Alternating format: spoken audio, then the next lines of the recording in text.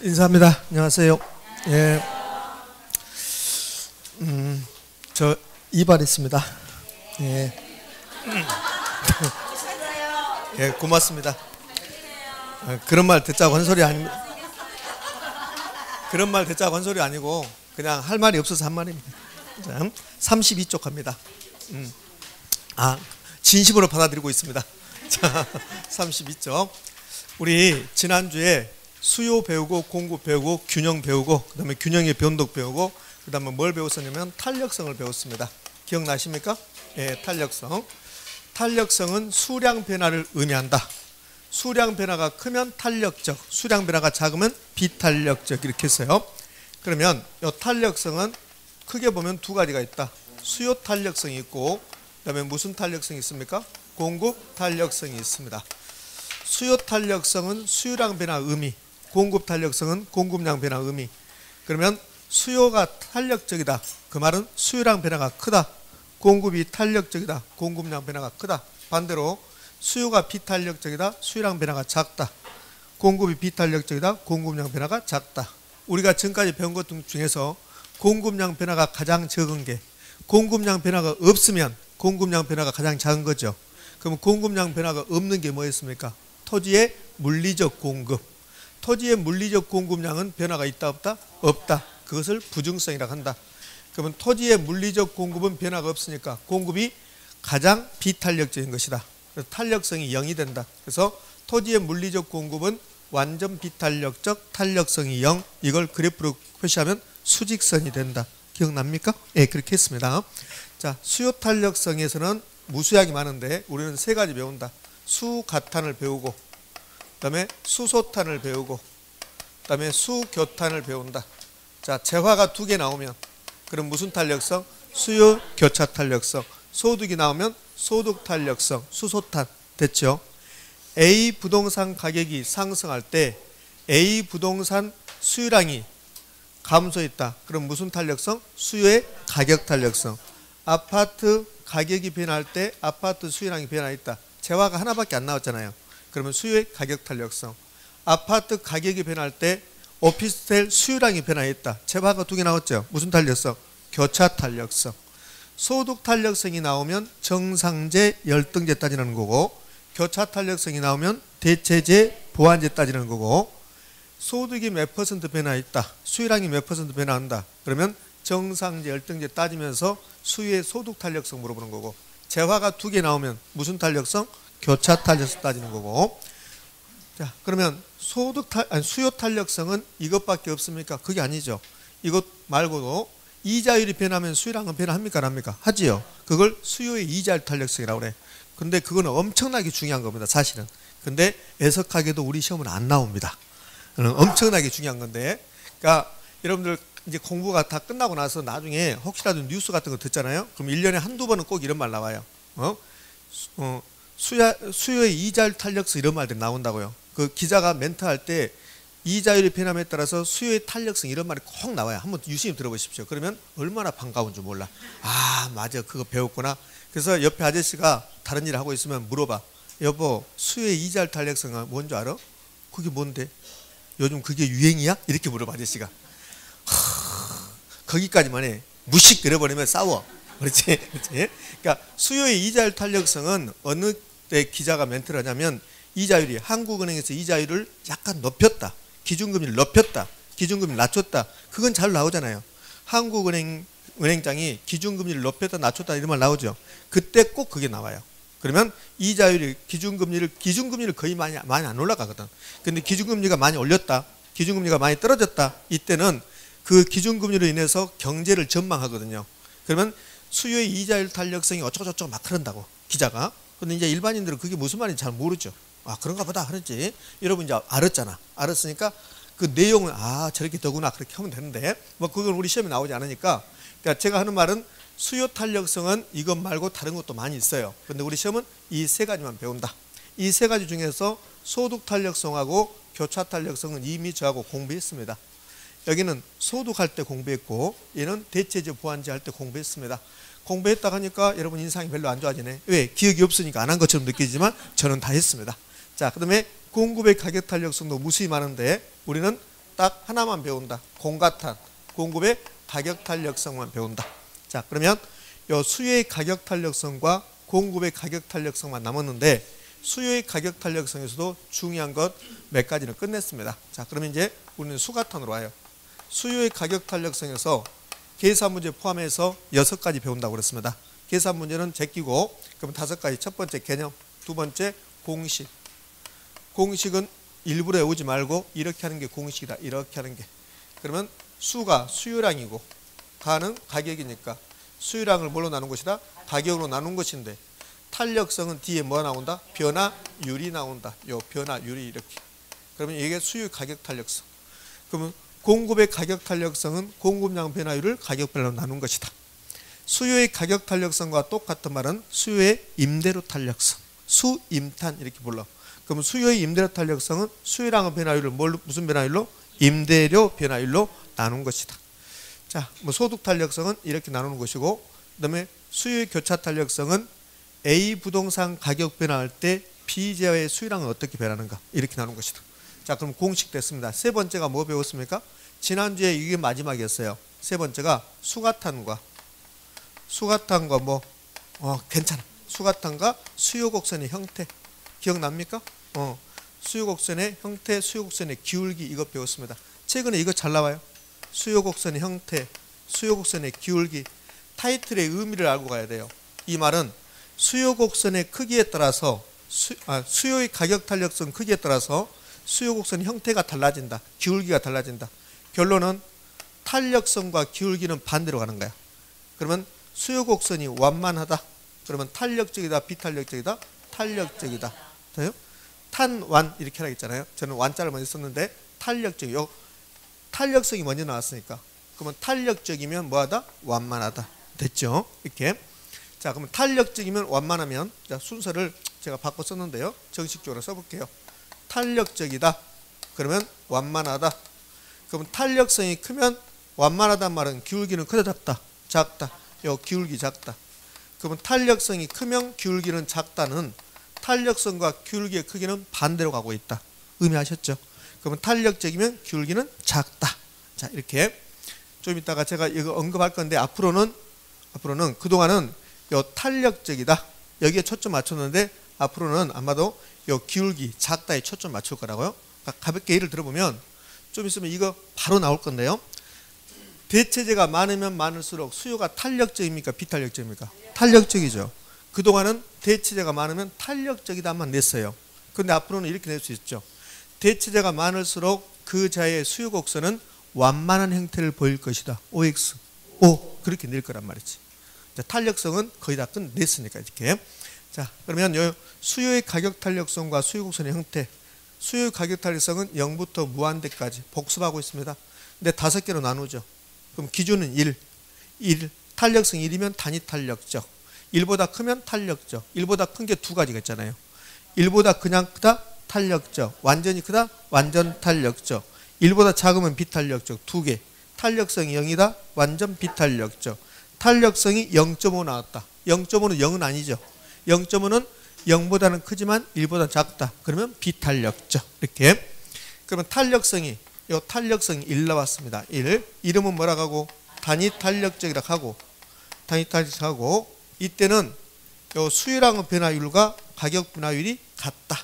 이렇게. 그러면 탄력성이 1보다 크다. 탄력성이 1보다 크다. 물론 무한대보다는 작지만 탄력성이 1보다 크면 뭐라고 하고? 탄력적이라고 하고. 탄력적이라고 하고 그때는 수요량의 변화율과 가격 변화율 중에 어디가 크다? 수요량의 변화율이 더 크다. 자, 탄력성이 1보다 작다. 탄력성이 1보다 작다. 물론 0보다는 크지만 그러니까 탄력성이 0보다는 크지만 1보다 작다. 그럼 이름은 뭐라고 하고? 비탄력적이라고 하고 이때는 수요량의 변화율과 가격 변화율 중에 어디가 크다? 가격 변화율이 크다. 그래서 비탄력적이면 가격 변화가 크다 이렇게 외울 거. 자, 비탄력적이면 가격 변화가 크다라고 외울 거. 자, 됐어요. 그럼 탄력성이 0이면 완전 비탄력적이고 그때는 가격이 아무리 변해도 수요량의 변화가 있다 없다? 없다. 수요량 변화율이 0이다. 자, 여기까지 이제 지난주에 정리했습니다. 그다음에 여기서 이제 이어지는 말. 여기 단위 탄력적이면 수요 곡선은 무슨 선? 직각상곡선. 그다음에 탄력적이면 수요 곡선이 완만, 기울기 작다.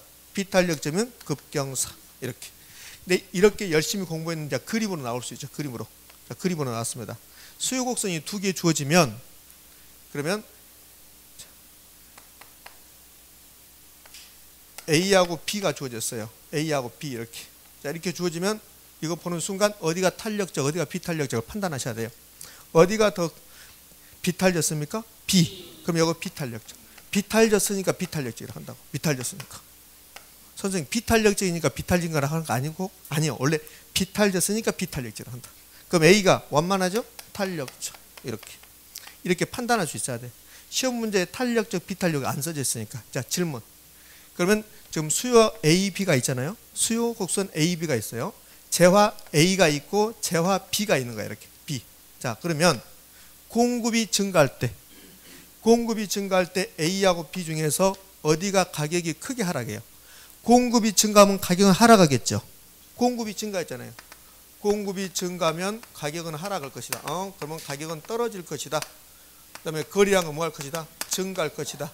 자, 그런데 요 A하고 B 중에서 공급이 증가할 때 어디가 가격이 더 크게 하락할까? B. 그게 B가 크다야. 비탄력적일수록 가격 변화가 크다. 그렇게 주는 거야. 시험 문제를 그렇게. 요 그림을 주고 나서 공급이 증가할 때 A하고 B 중에서 어디가 더 가격이 크게 하락합니까? 그럼 B가 가격이 크게 하락하다. 비탄력적일수록 가격 변화가 크다. B가 크다. 그게 균형의 변동 5가지에서 5번. 균형의 변동 5가지 4번이 탄가 비거, 5번이 비탄력적일수록 가격 변화가 크다. B가 크다. 되셨죠? 이렇게. 그러니까 이 그림을 주면서 어디가 탄력적이냐 비탄력적이냐 물어볼 수 있고, 공급이 변화했을 때 가격 변화가 어디가 더 큽니까 물어볼 수 있고, 그럼 가격 변화가 큰 게 비탄력적인 경우, 거래량 변화가 큰 것은 어디입니까? A입니까? B입니까? A. 탄력적일수록 거래량 변화가 커진다. 탄력적이란 말은 수량 변화를 의미해요. 그럼 거래량도 수량이잖아. 그럼 탄력적이다, 수량 변화가 크다. 그래서 요 A가 거래량 변화가 더 크다. 자, 이게 기억나야 되죠. 자, 여기까지가 정리됐어요. 이제 그러면 수요의 가격 탄력성에서 5가지 배운다고 했잖아요. 계산 문제 빼고 계산 문제 하나 포함해서 6가지인데 5가지 배운다. 그럼 네 번째가 수가탄 결정요인. 수가탄 결정요인. 수요의 가격 탄력성 결정요인. 다른 말로 수요의 가격 탄력성이 영향을 미치는 요인. 무수히 많습니다. 무수히 많은 것은 외우는 게 아니라 이것은 이해하는 거라고 했잖아요. 그러면 수요의 가격 탄력성 결정 요인이 있으면 공급의 가격 탄력성 결정 요인이 있을까 없을까? 있겠죠. 공가탄 결정 요인도 있다. 자, 공가탄 결정 요인이 있고 수가탄 결정 요인이 있습니다. 그러면 여기에 수요의 가격 탄력성이 아니라 공급의 가격 탄력성이라면 그러면 공식 아까 살펴봤고, 공급의 가격 탄력성과 공급 곡선의 형태 이거 그대로 적용된다. 여기. 그러면 공급의 가격 탄력성이 1이면 이름은 단위 탄력적이라 하고, 그때는 가격 변화율과 무슨 변화율 똑같고 공급량 변화율이 똑같고, 이거는 공급의 가격 탄력성이니까 정신 차려. 밥상 차려. 자, 공급이라고 했잖아. 공급이니까 공급의 가격 탄력성이 1이다. 단위 탄력적이다. 가격이 10% 변하면 공급량도 10% 변한다. 공급의 가격 탄력성이 1보다 크다. 이름은 탄력적이라 한다. 공급 곡선은 완만해질 것이다. 이때는 가격 변화율보다 공급량 변화율이 더 크다. 그러면 이 표가 공급에다 그대로 적용된다. 됐습니까? 그렇지? 그다음에 역시 이 그림을 통해서 이제 공급 곡선이 2개 주어지면 그림을 통해서 탄력적, 비탄력적을 판단할 수 있어야 되지. 그러니까 공급 곡선이 2개 주어지죠. 이렇게. 자, A하고 B 이렇게 주어졌습니다. 그럼 어디가 탄력적? A가 탄력적, B가 비탄력적. 그러니까 일부러 제가 굉장히 머리 씁니다. B가 비탄력적으로 하려고. B. 요걸 B, 요거 A하고 B 하는 게 아니라 B, A 이렇게 머리 많이 쓰는 거죠. 이렇게. 그러니까 정신이 없어 지금 막 머리 쓰지라고 막 돌아다니고. 순간 이렇게 놓으면 대부분 A, B 이렇게 쓰거든. 그러잖아요. 그래서 저는 A, B 하려고 얼마나 머리를 쓴가 봐. 우리가 떠 있는 것 같지만 발을 막 하듯이 머리를 막 돌아가지. 칠판을 쓰는데 머리를 막 돌아가지. 아, 이거 B니까 비탄력 해야 되겠다 이런 식으로. 자, 이제 주의를 흐트러 놨습니다. 자, 주의를 흐트러 놨으니까 이 경우에 수요가 감소했을 때, 수요 증가. 내가 꼬지 말고 수요가 증가했을 때 가격 변화가 큰 게 어디입니까? B. 비탄력적이면 가격 변화가 크다. 이렇게 되셨습니까? 그렇게 하지. 자, 됐어요. 그러면 여기 공급도 똑같이 적용된다는 거 됐습니다. 이제. 자, 그러면 수요의 가격 탄력성 결정력이 공급의 가격 탄력성 결정력 이 두 개를 묶어서 내 묶어서 따로따로 내는 게 아니라 묶어서. 그럼 어떻게? 수요 또는 공급의 수요 및 공급의 탄력성과 관련해서 옳은 거 틀린 거 이렇게 물어본다고요. 그러면 이 내용을 낼 수 있어요. 이 내용. 그러니까 이것만 별도로 시험 타이틀을 달아서 수요의 가격 탄력성 결정인 공급의 가격 탄력성 결정인 이렇게 물어보지 않아요. 예전에 그렇게 물어봤어요. 예전에. 근데 요즘은 그렇게 물어보지 않고 포괄적으로 수요 및 공급의 탄력성에 관한 설명으로 옳은 거 틀린 거. 그러면 요 지문도 요 공식도 지문 줄 수 있잖아요. 수요의 가격 탄력성이란 가격 변화율에 대한 수요량의 변화율의 비율을 말한다. 이렇게 낼 수 있잖아요. 한 10년 좀 되겠다. 한 15, 16년 전에 7급 공무원 시험. 요 7급 공무원 경제학 시험이에요. 7급 공무원 경제학 시험이 뭐라고 나왔냐면 이렇게 나왔어요.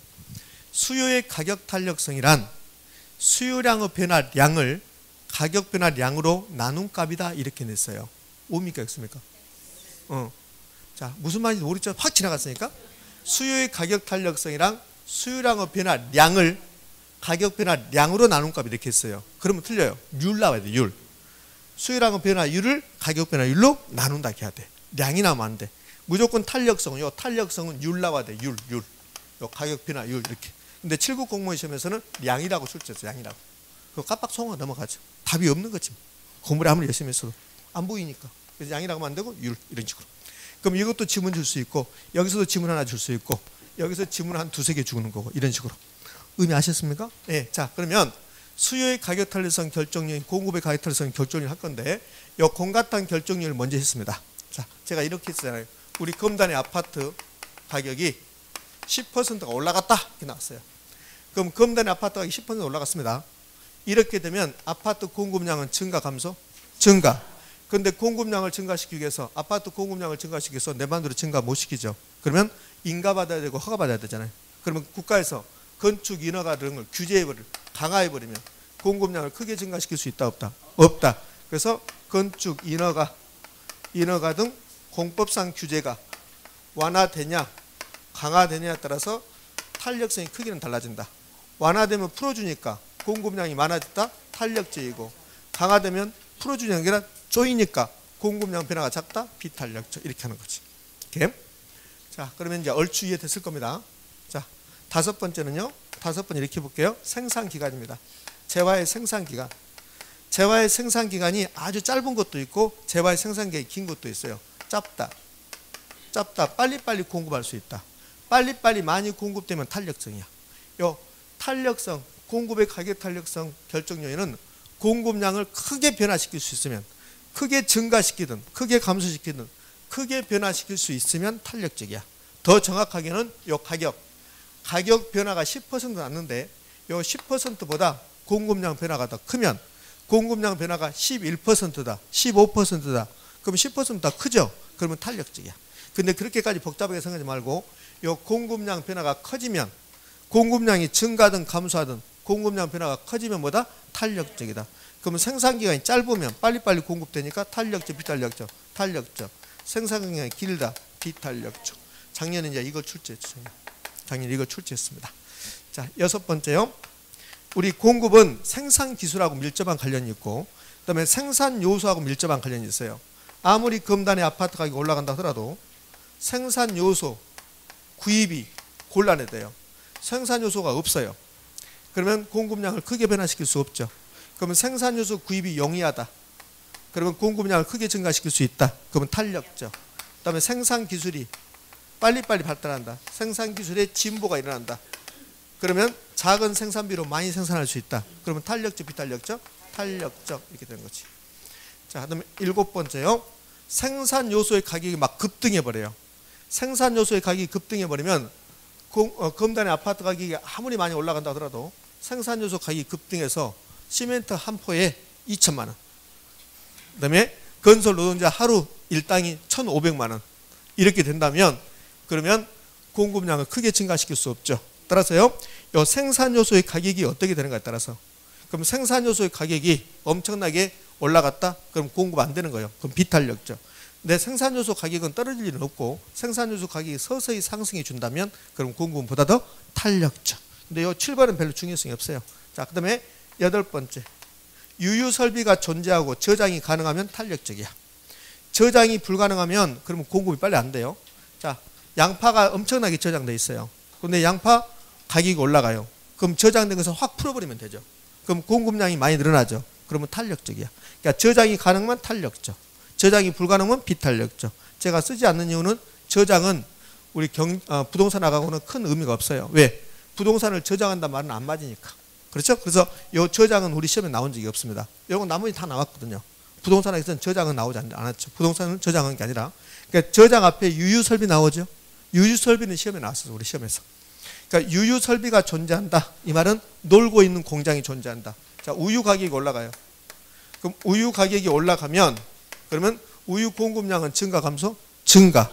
그런데 서울 우유가 놀고 있는 공장이 있다. 유유설비가 있다. 그게 유유설비야. 놀고 있는 공장이. 그러면 그 놀고 있는 공장을 바로 가동하면 공급량이 증가야. 그러니까 유유설비가 존재하고 있으면 공급량 변화를 크게 할 수 있으니까 탄력적이 되는 거야. 탄력적. 자, 9번째요. 부동산 공급은 두 가지가 있어요. 어떻게 두 가지냐면 현대건설에서 아파트를 만들어서 공급한다. 그걸 신규 공급이라고 그래요. 이걸 다른 말로 생산 공급이라고 그래요. 생산 공급. 그런데 여러분도 저도 공급자가 될 수 있어요. 여러분과 저는 이미 가지고 있는 그런 주택을 파는 거죠. 그것을 보유 공급이라고 그래요. 보유 공급. 그럼 보유 공급은 중고 공급입니까? 아니면 신규 공급입니까? 중고 공급이죠. 중고 부동산 공급이라고 이렇게. 그럼 여기서 우리 알 수 있는 것은 부동산 공급자는 신규 공급자도 있고 기존 부동산 수요자도 기존 부동산 소유자도 공급자가 될 수 있다. 됐죠? 그런 지문이 가능한 거야. 자, 그다음에 그런 지문이 가능하고 이 신규 공급하고 보유 공급 어디가 더 탄력적인가를 보자고요. 금단의 아파트 가격이 올라갑니다. 그럼 현대건설에서 신규 공급할 건데 택지 조성할 때 6개월, 건설기간 4개월, 10달은 흘러가야 공급되는 거야. 근데 보유 공급은 여러분이 10번, 단축 다이얼 10번에다가 중개업소 번호 적어놨어요. 10번 길게 누르는 순간 바로 연결. 사장님 무슨 일로? 검단에 그 아파트 저 팔라고 내놓을게요. 그러면 공급. 그러니까 보유 공급이 빨리빨리 이루어지죠. 그러면 신규 공급이 비탄력적이고 보유 공급이 탄력적. 요 비탄력적. 얘는 탄력적. 열심히 하셨는데 안 나왔습니다. 이렇게. 자, 그다음에 요 3번이 공급의 가격 탄력성 결정요인에서 가장 잘 나왔어요. 요 두 개. 수가탄 결정요인, 공가탄 결정요인 전부 다 해서 가장 잘 나온 게 3번. 측정 기간. 탄력성을 측정하는 기간. 다른 말로 무슨 기간? 관찰 기간. 관찰 기간. 검단의 아파트 가격이 10% 올라갔다. 그런데 아파트 공급량이 어떻게 되는가? 그것을 관찰해 보자. 그 관찰 기간이 매우 짧다. 하루 동안만 관찰했다. 그럼 공급량 변화는 거의 없어요. 그럼 비탄력적입니다. 그런데 관찰 기간이 한 3개월 흘러갔다. 그러면 공급량 변화가 커져요. 탄력적입니다. 선생님 나 이해 못하겠다. 이해하지 마. 그리고 무조건 장기 탄력적. 10번 이상 나왔습니다. 장기 탄력적. 장탄. 장탄은 긴 한숨.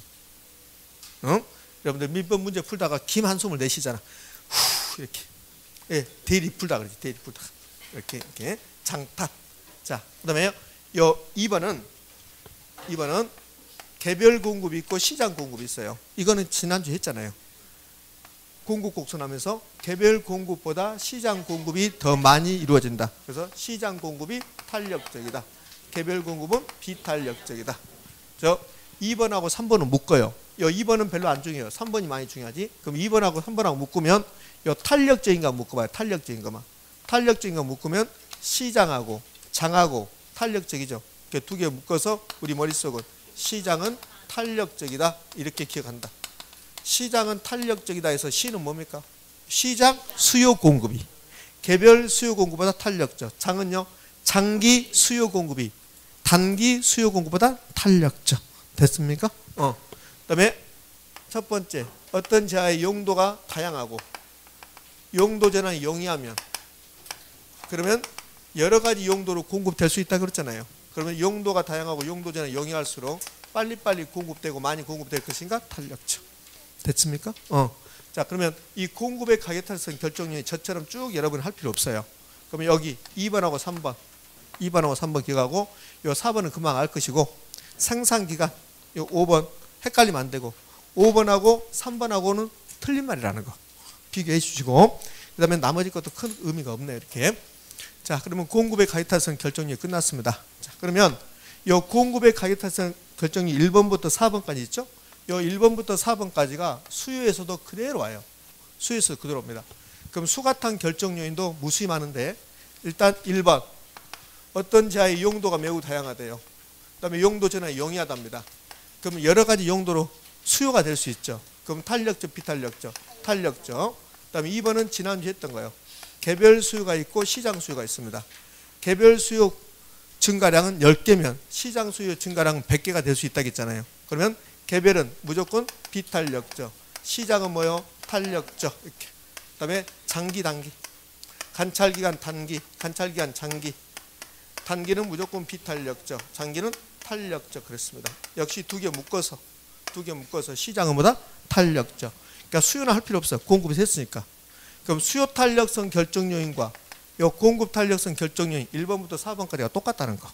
그렇죠? 그러니까 하나만 하시면 되죠. 자, 수요의 가격 탄력성 결정 요인도 공법 규제가 완화됐다, 풀어줬다. 그러면 탄력적, 비탄력적, 탄력적, 강화됐다, 비탄력적. 할 필요 없잖아요, 여러분들. 이렇게.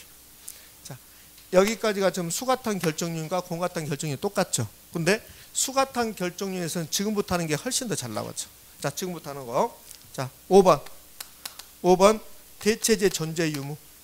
대체제가 있냐 없냐에 따라서 탄력성의 크기는 달라집니다. 작년까지 포함해서 이거 6번 냈습니다.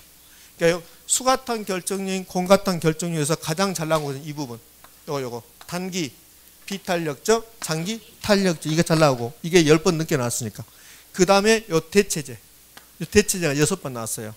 그럼 대체제가 있냐, 대체제가 없냐에 따라서 탄력성 크기는 달라진다.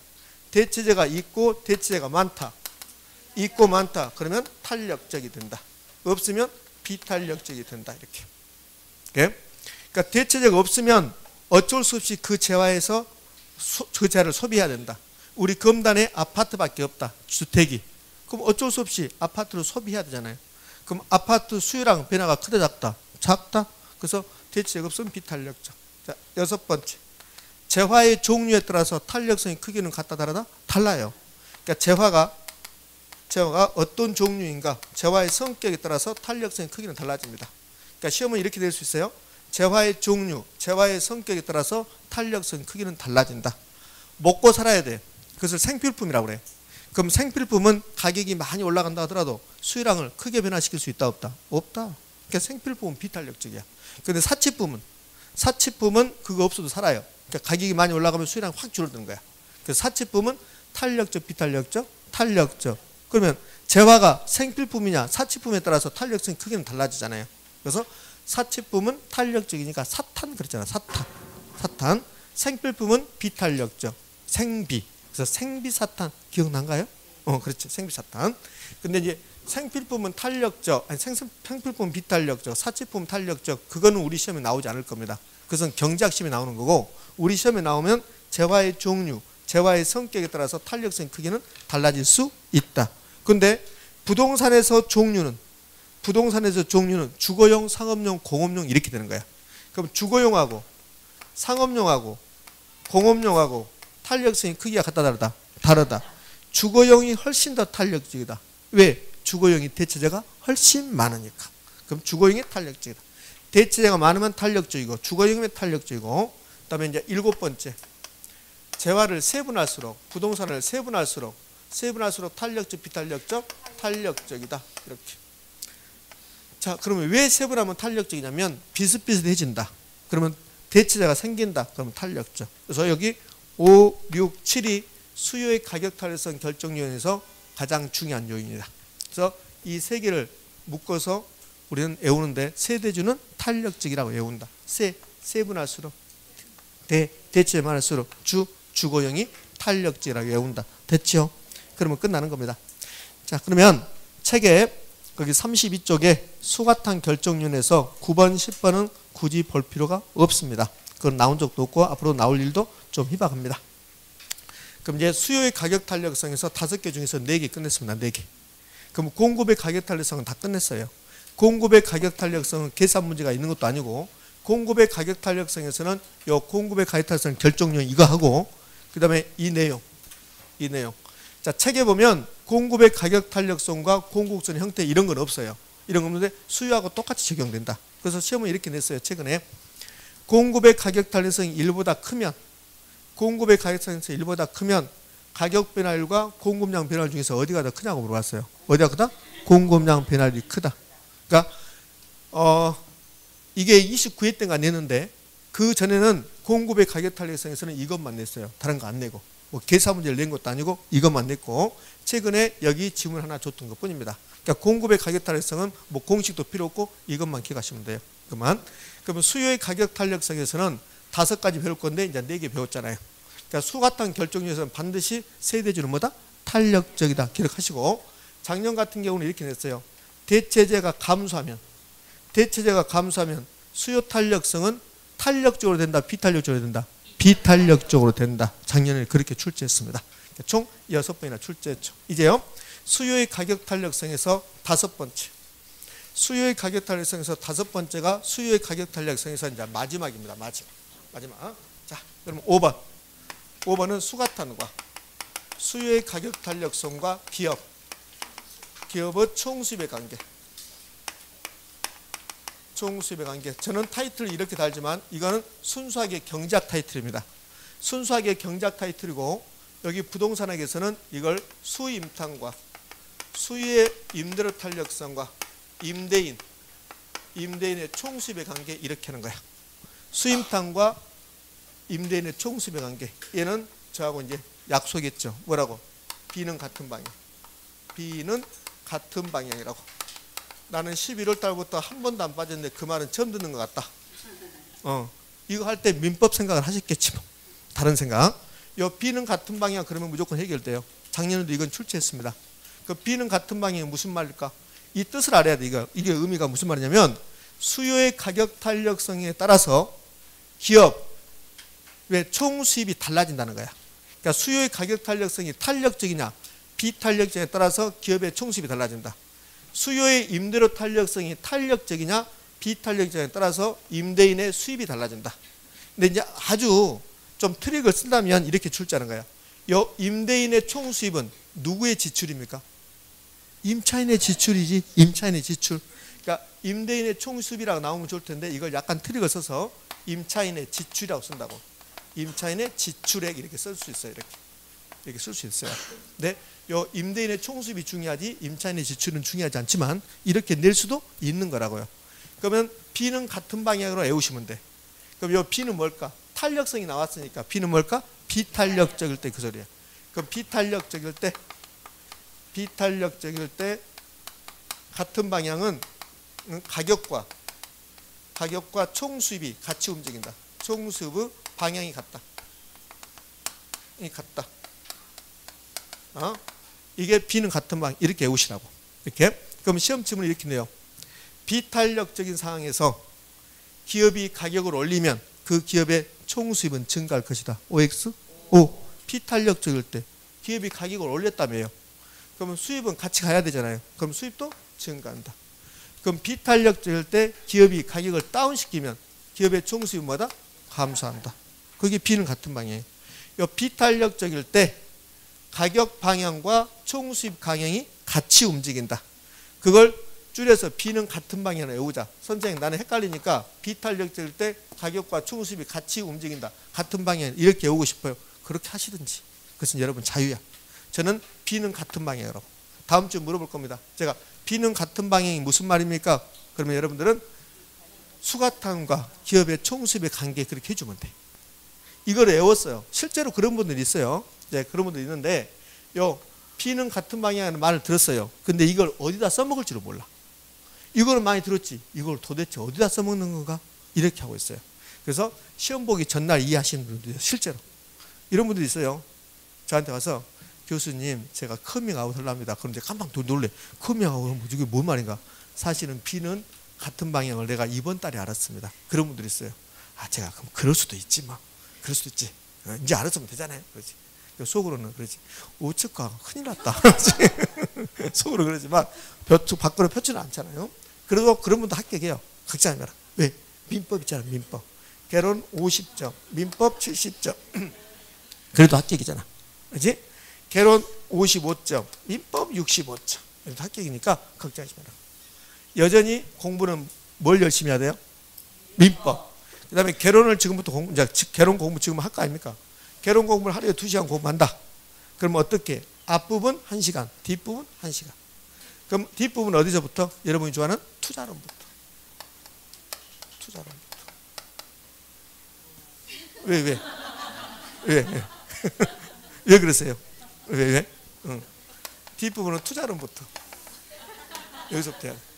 아, 뒤에 감정평가부터? 그것도 괜찮네. 제일 뒤쪽부터 해도 되겠네. 제일 뒤쪽에. 감정평가 가장 뒤쪽에. 감정평가 가장 뒤쪽에 물건별 평가부터 하면 되겠네. 그것부터. 그것도 좋은데 투자론부터 쭉 해나가야 돼. 그렇게 하셔야 돼. 앞부분만 하면 안 돼. 투자론부터 어려우니까 안 해버리거든. 그러니까 투자론부터 하시라고. 전부 다 완벽하게 이해하려 하지 말아요. 이해하려 하지 말고 그냥 한번 보시라고. 한번 보고 또 보고 또 하면 되니까. 반복이 합격이라니까. 그러니까 반복하고 기출문제예요. 그러니까 오늘 빼고 내일부터 해서 다음 주 수요일까지 강사들 다 올 거 아닙니까? 한번 물어봐. 그럼 뭐가 답입니까? 가서 일부러 물어봐. 교수님, 저는 공법이 전혀 안 됩니다. 어떻게 해야 될지 모르겠습니다. 전혀 가닥이 안 잡힙니다. 그러면 기출문제하고 계속 반복하라고 할 거야. 반복. 기출문제 반복. 이렇게.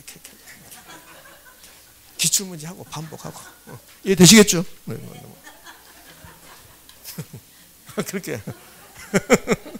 그리고 다른 과목도 다 마찬가지. 그렇게 한다니까. 그러니까 기출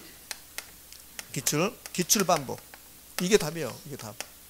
제가 가르치는 것도 여러분하고 말한 것도 거의 다 기출문제. 제가 그러잖아요. 이건 몇 회 나왔습니다. 앞으로는 어떻게 나올 수 있습니다. 예전에 이렇게 나왔는데 요즘 이렇게 나오고 있네요. 어차피 그렇게. 그 왜 그러냐면 여기 출제위원들이 가지고 갈 수 있는 것은 기출문제. 다른 것은 못 가져가. 이건 못 가져가. 제가 출제위원들한테 이거 주고 싶어. 그냥 10곳씩 드릴게. 가져가실래요? 이렇게 하고 싶어.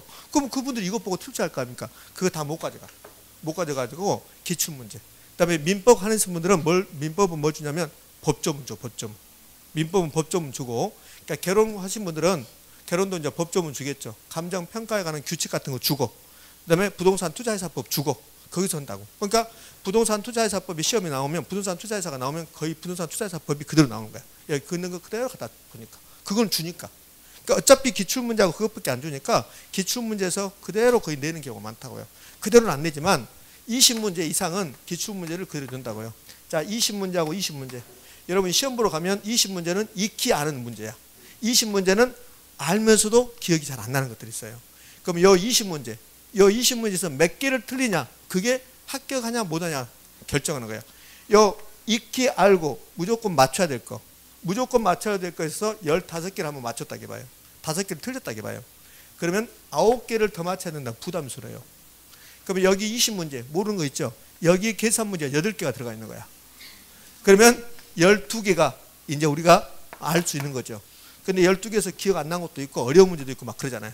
그럼 12개에서 전혀 모르겠다. 5개. 4개 빼면 8개. 8개에서 9개 맞춰야 되네. 어떻게 맞출 거야? 8개에서 9개. 그 계산 문제 찍어서 맞지 못하면 합격 못한다는 소리잖아요. 그러니까 여기서 이 20문제에서 이 기출됐고 이미 노출됐고 여기서 18개를 맞춰야 돼. 18개. 그럼 여기서 6개 맞추면 돼. 6개. 그러면 쉬워진다고. 그러니까 요 어려운 거 20개를 맞추는 게 아니라 이미 노출됐던 거, 기출됐던 거, 거의 비슷하게 나온 거. 아까 단기 비탄력제, 장기 탄력제 10번 나왔다고 했잖아요.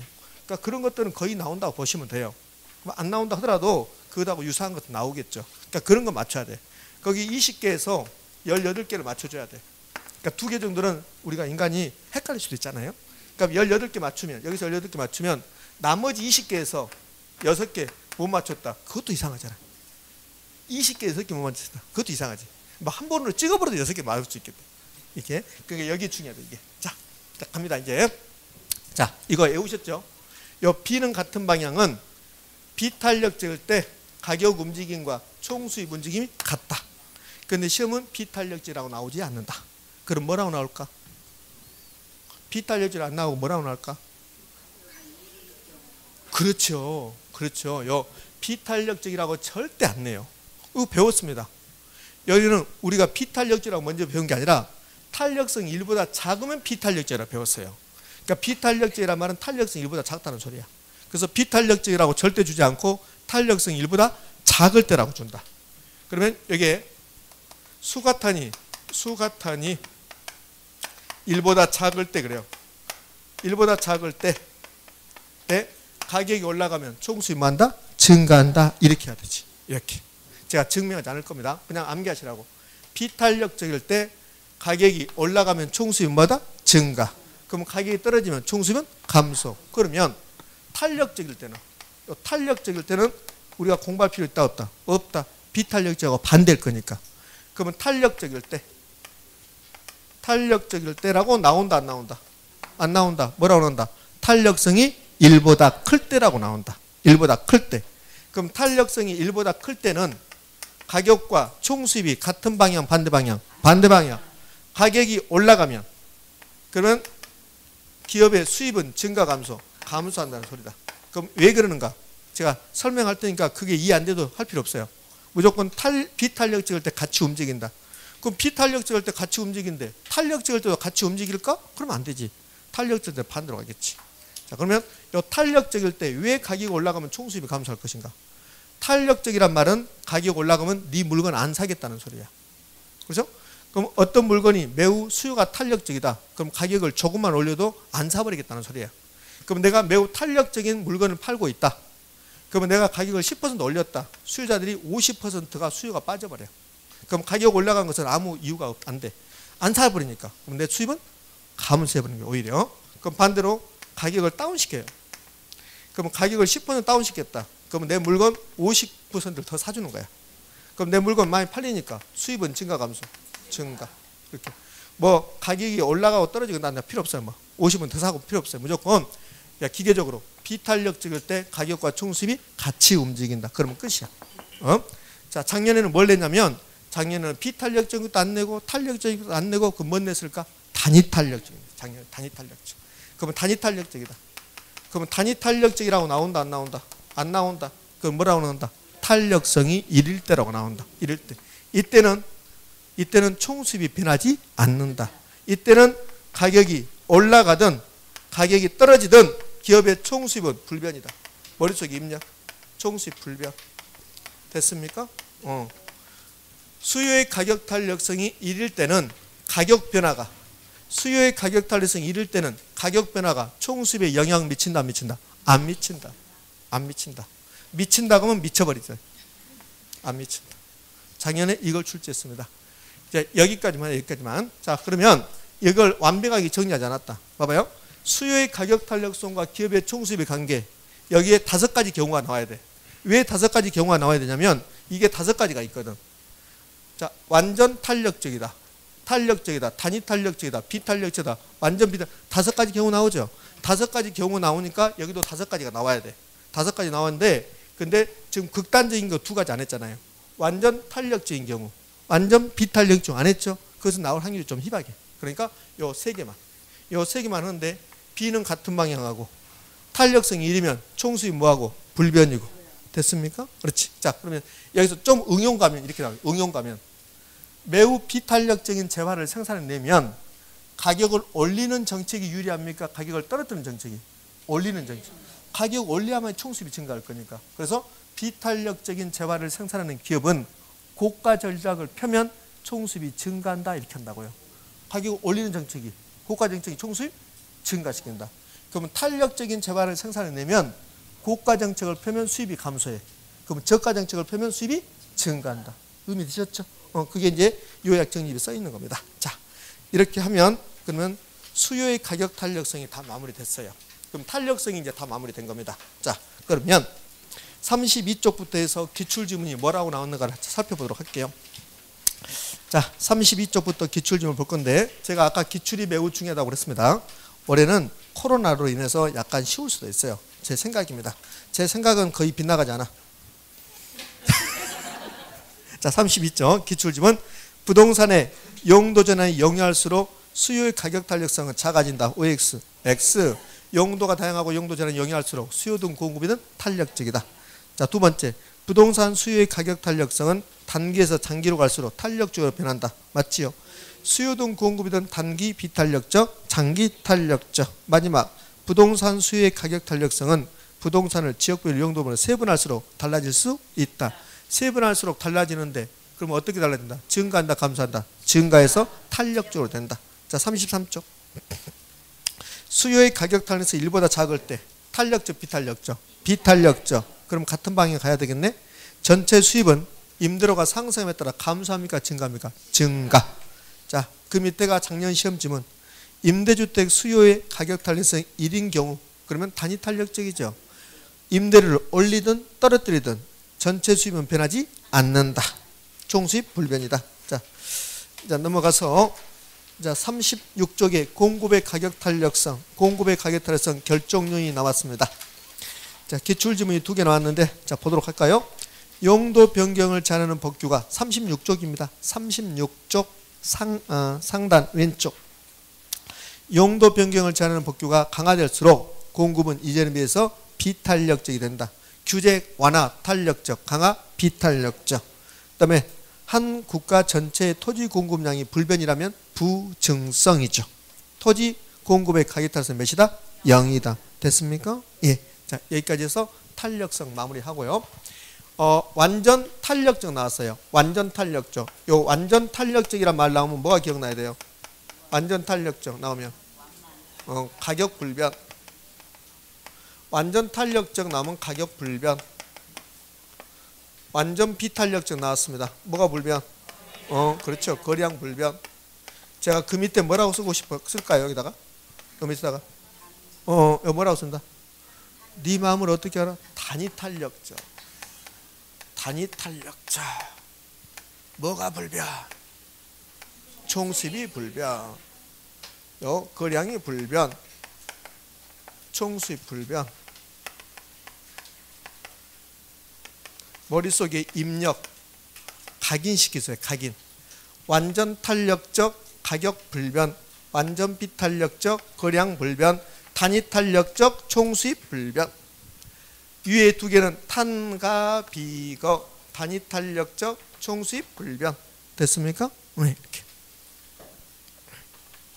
자, 이렇게 해서 탄력성 마무리하고요. 10분 쉬었다가 경기 변동으로 이어집니다. 쉬었답니다.